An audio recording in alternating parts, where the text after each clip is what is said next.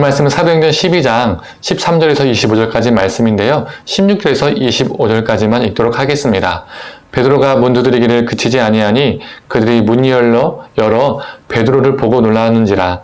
베드로가 그들에게 손짓하여 조용하게 하고 주께서 자기를 이끌어 옥에서 나오게 하던 일을 말하고 또 야고보와 형제들에게 이 말을 전하라 하고 떠나 다른 곳으로 가니라. 날이 새매 군인들은 베드로가 어떻게 되었는지 알지 못하여 적지 않게 소동하니 헤롯이 그를 찾아도 보지 못하매 파수꾼들을 신문하고 죽이라 명하니라. 헤롯이 유대를 떠나 가이사랴로 내려가서 머무니라. 헤롯이 두로와 시돈 사람들 대단히 노여워하니 그들의 지방이 왕국에서 나는 양식을 먹는 까닭에 한마음으로 그에게 나와 왕의 침소 맡은 신하 블라스도를 설득하여 화목하기를 청한지라. 헤롯이 나를 택하여 왕복을 입고 단상에 앉아 백성에게 연설하니 백성들이 크게 부르되 이것은 신의 소리요 사람의 소리가 아니라 하거늘 헤롯이 영광을 하나님께 돌리지 아니하므로 주의 사자가 고치니 벌레에게 먹혀 죽으니라. 하나님의 말씀은 흥왕하여 더하더라. 바나바와 사울이 부조하는 일을 마치고 마가라 하는 요한을 데리고 예루살렘에서 돌아오니라. 아멘. 아침 묵상을 들으시는 모든 성도님들에게 하나님의 은혜가 있기를 간절히 소망합니다. 오늘 본문 어제 아침 묵상 본문에 어떤 사건이 나왔습니까? 사도 야고보의 순교 사건이 있었습니다. 그런데 여기에서 생각해보면요, 소름 끼치는 내용이 나옵니다. 그게 뭘까요? 3절 전반부를 제가 한번 읽어보겠습니다. 유대인들이 이 일을 기뻐하는 것을 보고, 사람들이 죽는 장면을 보고 좋아하는 것도요, 일반적이지 않고 무서운 내용입니다. 그런데 오늘 본문을 보면 사람이 죽는 장면을 목격한 것이 아니라 사람을 죽여놓고 기뻐했다라고 합니다. 그리고 한두 사람이 아니라 무리가 단체가 기뻐했다는 거예요. 이 장면이 영화나 드라마로 만들어졌다라고 한번 마음속으로 그려보았으면 좋겠습니다. 사람을 죽이고 나서 수많은 사람들이 환희하는 거예요. 좋아하는 거예요. 상상해 보세요. 정말 소름 끼치는 장면입니다. 단체로 사이코패스, 소시오패스가 된 것입니다. 자신들에게 방해가 될 것이라고 여겼던 존재를 제거하고 그리고 그 존재가 제거되었을 때 기뻐하는 것, 이것이 바로 어둠의 정사입니다. 세상의 권세입니다. 세상의 논리인 것입니다. 그런데 참 대단한 것은 무엇입니까? 유대인들이 기뻐하는 것을 보고 베드로를 잡기로 했다는 겁니다. 즉 죽이기로 했다는 것이죠. 누가요? 6절을 보면요 알 수가 있습니다. 그 주체가 헤롯임을 말하고 있죠.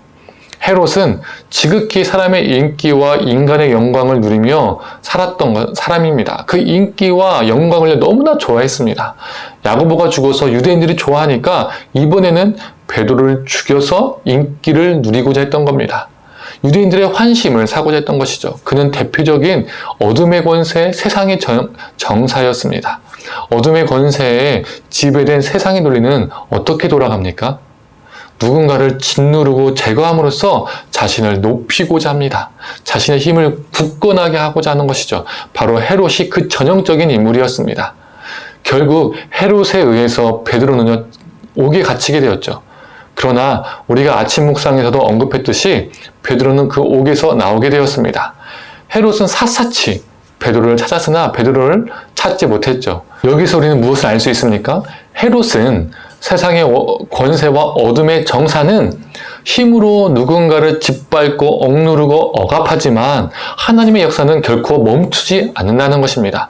오히려 인간이 생각하지 못하는 방법으로 이끄셔서 헤롯의 권세가 얼마나 하나님 앞에 쓸모없다는 것을, 약하다는 것을, 아무것도 아니라는 것을 보여주고 있는 것이죠.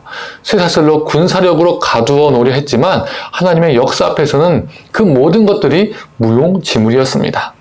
그렇다면 베드로를 찾지 못했던 헤롯이 행하려 했던 것은 무엇이었을까요? 또 죽음입니다. 경비병들을 처형시키라고 명령하죠. 이 어둠의 권세, 세상의 정사는, 세상의 논리는 필요 없는 자, 그런 사람들은 어떻게 합니까? 바로 아웃시키는 겁니다.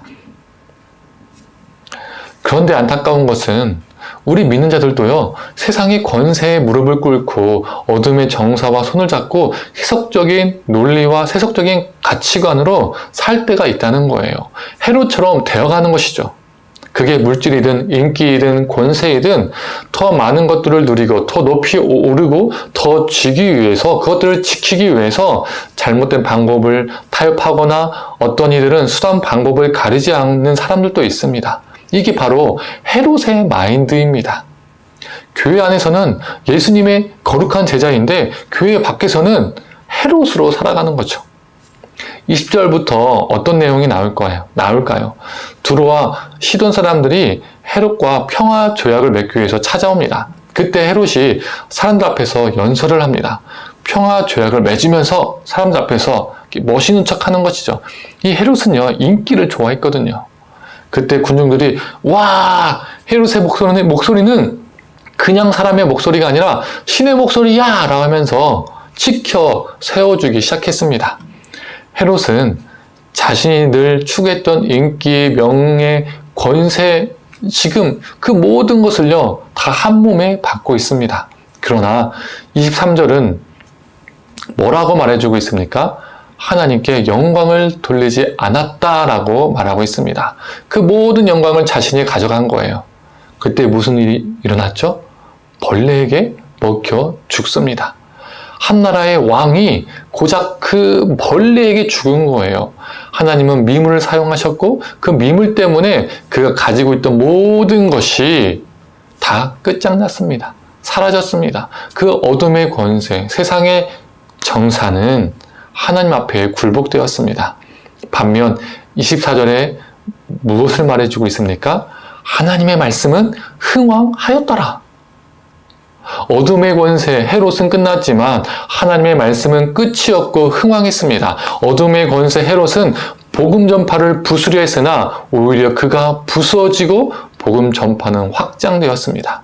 성도님들, 우리가 헤롯처럼 더 지기 위해서 어둠의 권세에 굴복하며 사는 존재가 아니라 마르지 않고 시들지 않는, 오히려 흥왕하는 하나님의 말씀에 순종하며 살기를 간절히 원합니다.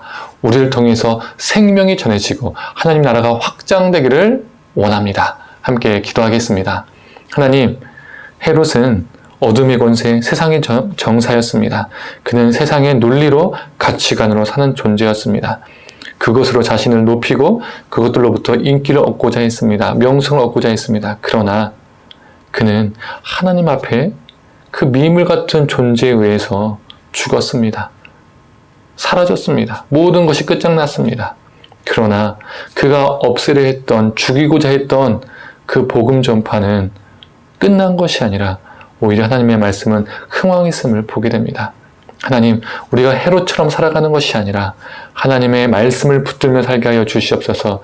끝나지 않는, 사라지지 않는, 시들지 않는 그 살아있는 말씀 붙들고 오늘도 순종하며 우리 삶 가운데 하나님의 나라가 확장되는 역사, 생명의 역사가 넘치게 하여 주시옵소서. 감사드리며 사랑에 만나신 예수님의 이름으로 기도드립니다. 아멘.